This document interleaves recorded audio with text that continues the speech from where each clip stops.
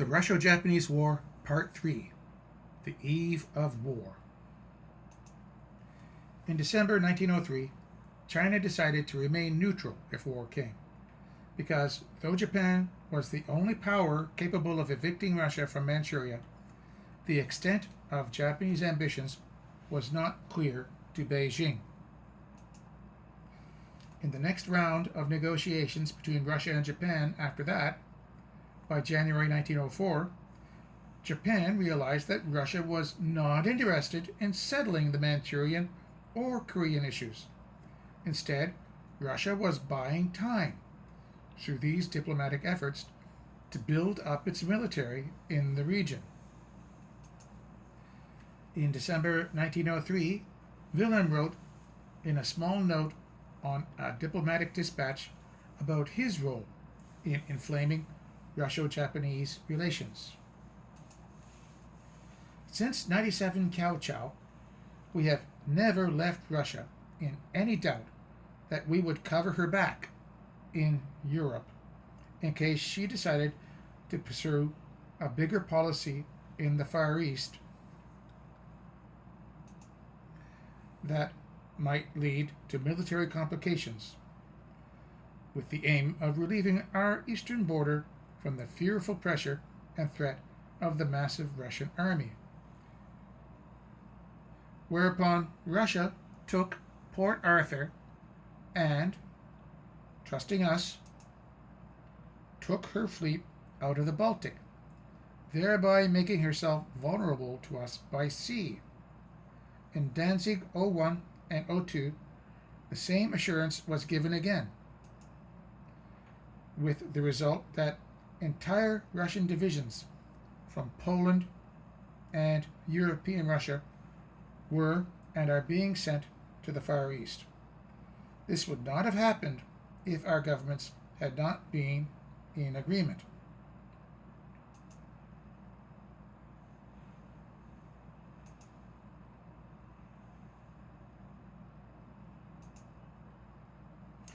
A recurring theme of Wilhelm's letters to Nicholas was that Holy Russia had been chosen by God to save the entire white race from the Yellow Peril, and that Russia was entitled to annex all of Korea,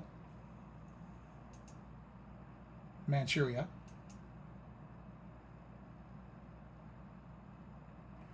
and northern China up to Beijing. Wilhelm went on to assure Nicholas that once Russia had defeated Japan, that this would be a deadly blow to British diplomacy, and that the two emperors, the self-proclaimed Admiral of the Atlantic and the Admiral of the Pacific, would rule Eurasia together, making them able to challenge British sea power, as the resources of Eurasia would make their empires immune to a British blockade,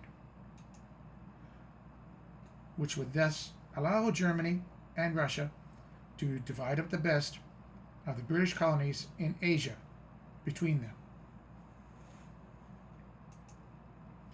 Nicholas had been prepared to compromise with Japan, but after receiving a letter from Wilhelm attacking him as a coward for his willingness to compromise with the Japanese, whom Wilhelm never ceased reminding Nicholas represented the Yellow Peril, for the sake of peace, became more obstinate. Wilhelm had written to Nicholas stating that the question of Russian interests in Manchuria and Korea were beside the point, saying instead it was a matter of Russia undertaking the protection and defense of the white race, and with it Christian civilization, against the yellow race, and whatever the Japs, which is his quote, are determined to ensure the domination of the yellow race in East Asia, to put themselves at its head and organize and lead it into battle against the white race. That is the kernel of the situation, and therefore there can be very little doubt about where the sympathies of all halfway intelligent Europeans should lie. England betrayed Europe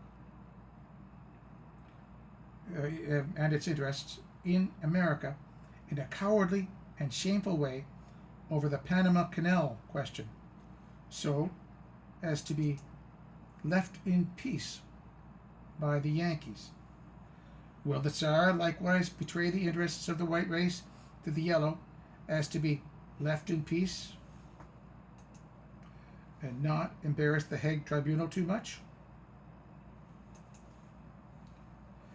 When Nicholas replied that he still wanted peace, Wilhelm wrote back in a telegram, "You innocent angel," telling his advisers, "This is the language of an innocent angel, but not that of a white Tsar." Nevertheless, the belief in Tokyo was that Russia was not serious about seeking a peaceful solution to the dispute. On January 13, 1904, Japan proposed a formula by which Manchuria would be outside the Japanese sphere of influence and, reciprocally, outside Russia's. Korea would be outside of Russia's. On December 21st, 1903, the Taro cabinet voted to go to war with Russia. On February 4th, 1904, no formal reply had been received, and on February 6th, the Japanese minister to Russia, Kinoshin Ichiro, was recalled, and Japan severed relations with Russia.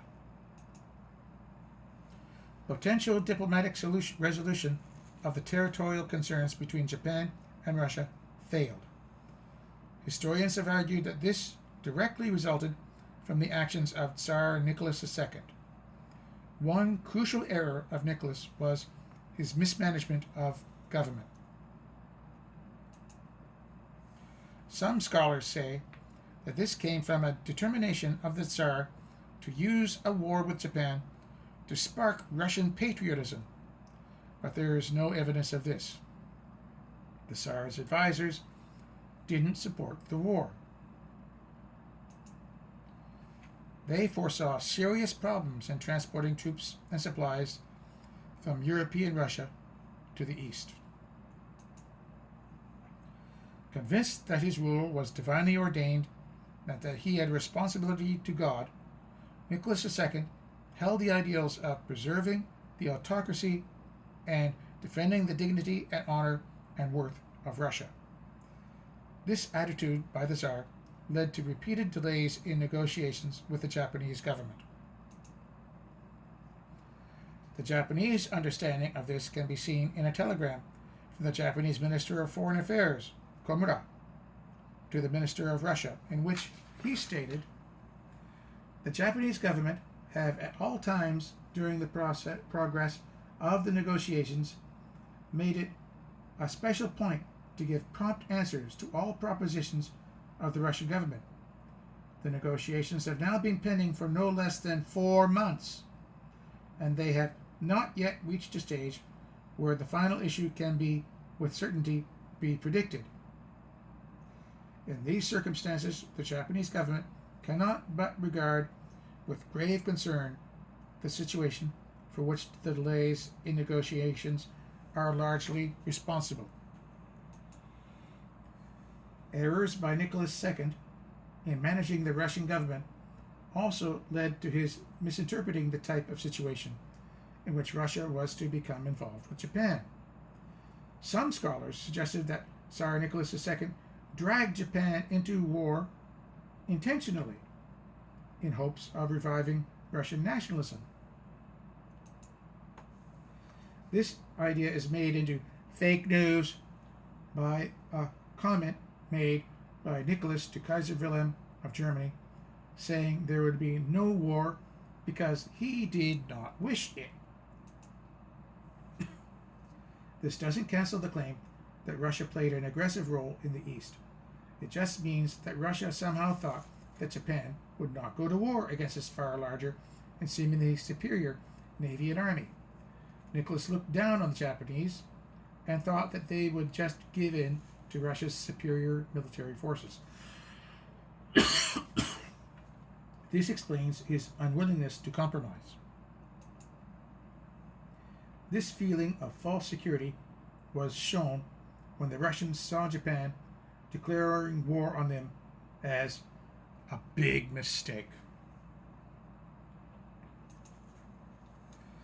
Japan issued a declaration of war on February 8, 1904.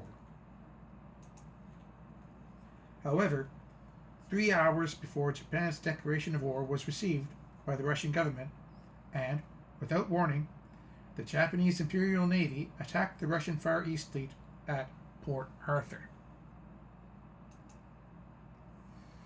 Tsar Nicholas II was very surprised by the news of the attack.